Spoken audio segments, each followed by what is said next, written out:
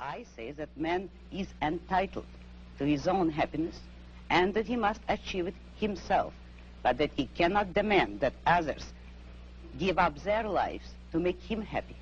And nor should he wish to sacrifice himself for the happiness of others. I hold that man should have self-esteem.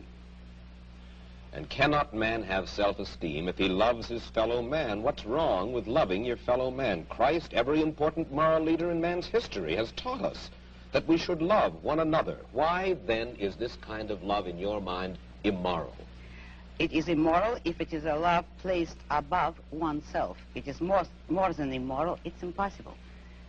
Because when you are asked to love everybody indiscriminately, that is, to love people without any standard, to love them regardless of the fact of whether they have any value or virtue, you are asked to love nobody. But in a sense, in your book, you talk about love as if it were a business deal of some kind.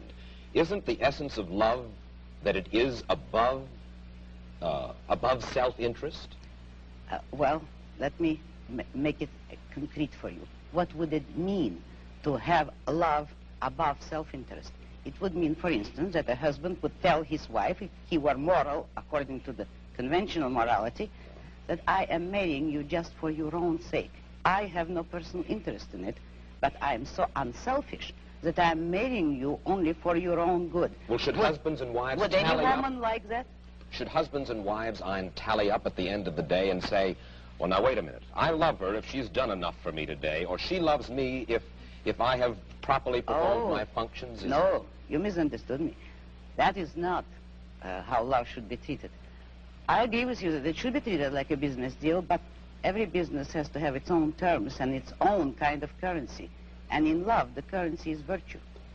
You love people not for what you do for them or what they do for you. You love them for the values, the virtues which they have achieved in their own character.